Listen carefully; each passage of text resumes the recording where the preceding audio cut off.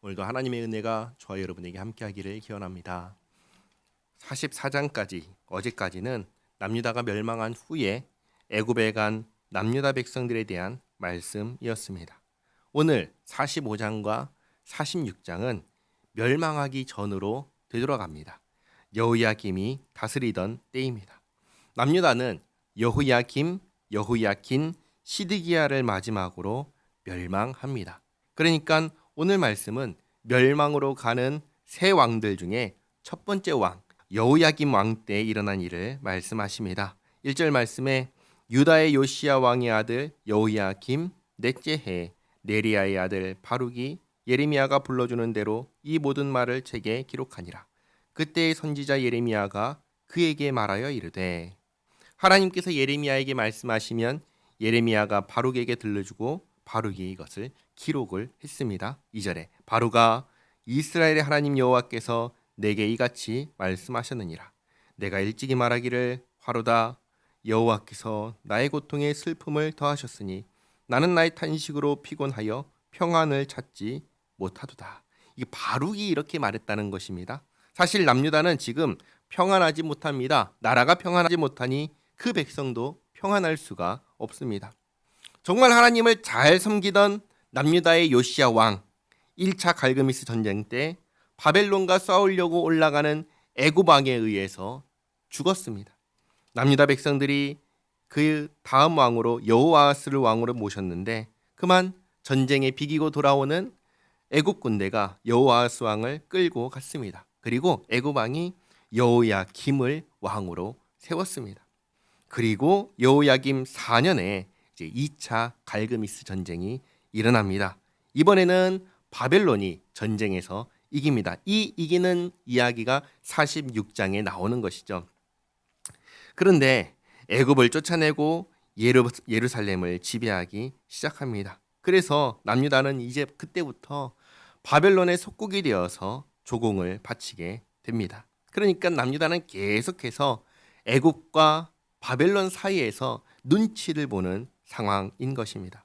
그런 나라의 상황을 보면서 그리고 남유다에 주시는 하나님의 말씀을 들으면서 바룩도 괴로워한 것입니다. 그런 바룩에게 하시는 말씀입니다. 4절에 너는 그에게 이르라. 여호와께서 이와 같이 말씀하시기를 보라, 나는 내가 세운 것을 헐기도 하며 내가 심은 것을 뽑기도 하나니 온 땅에 그리 하겠거늘. 이렇게 하나님께서는 절대적인 주권을 가지고 온 세상을 통치하십니다. 그러나 항상 이런 말씀을 읽을 때마다 주의해야 하는 것은 하나님께서는 불의하게 악하게 헐고 뽑는 게 아니라는 것입니다. 하나님께서는 죄악에 대하여 당연히 벌하시는 하나님이십니다. 그러나 선을 행한 자에게는 상을 주시는 공의의 하나님이십니다.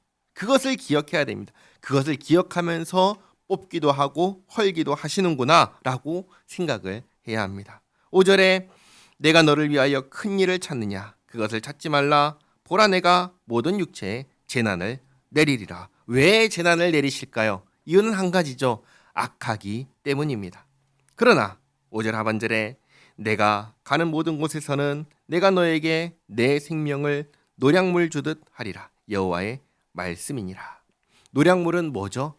빼앗은 것입니다. 생명을 노량물 주듯 하리라는 말씀은 생명을 빼앗길 위기에 처했을 때 오히려 하나님께서 그 생명을 빼앗아서 주겠다라고 말씀하시는 겁니다. 쉽게 말해서 어떤 재난, 어떤 환난 속에서도 너를 바룩을 내가 살게 하겠다라고 하시는 겁니다. 우리 하나님은 정말로 하나님을 의지하는 자기 백성을 돌보시는 하나님이십니다. 그 다음 46장입니다. 1절에 이방 나라들에 대하여 선지자 예레미야에게 임한 여호와의 말씀이라. 애굽에 관한 것이라. 곧 유다의 요시야 왕의 아들 여호야김 넷째 해 유브라데 강가 갈그미스에서 바벨론의 느부갓네살 왕에게 패한 애굽의 왕 바로느고의 군대에 대한 말씀이라. 남유다는 애굽의 지배를 받고 있었습니다. 그러나 여호야김 4년에 이제 바벨론의 지배를 받게 됩니다. 바뀐 것이죠. 바벨론이 애굽과의 전쟁에서 이겼기 때문입니다. 이 전쟁을 갈그미스 2차 전쟁이라고 합니다. 하나님께서 이 전쟁에 대해서 말씀하십니다. 3절에 너희는 작은 망패와 큰 망패를 예비하고 나가서 싸우라. 너희 기병이여 말에 안장을 지워 타며 투구를 쓰고 나서며 창을 갈며 갑옷을 입으라. 사실 2차 갈그미스 전쟁 전까지 애굽은 승승장구했습니다. 1차 갈그미스 전쟁에서 바벨론과 싸워서 무승부를 이루었습니다.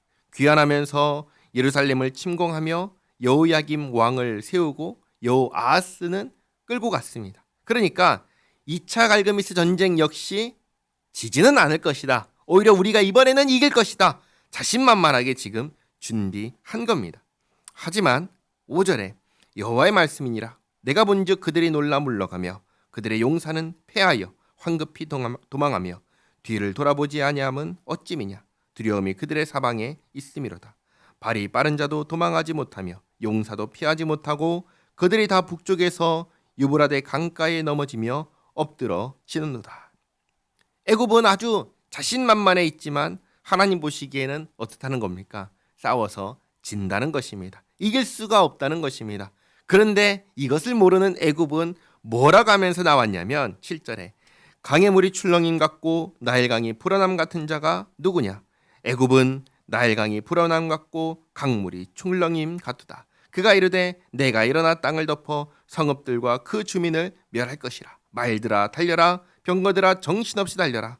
용사여 나오라. 방패 잡은 구스 사람과 붓사람과 활을 당기는 루딤 사람이여 나올지니라 하거니와. 이렇게 용맹스럽게 전쟁을 하려고 애굽이 나왔다는 겁니다.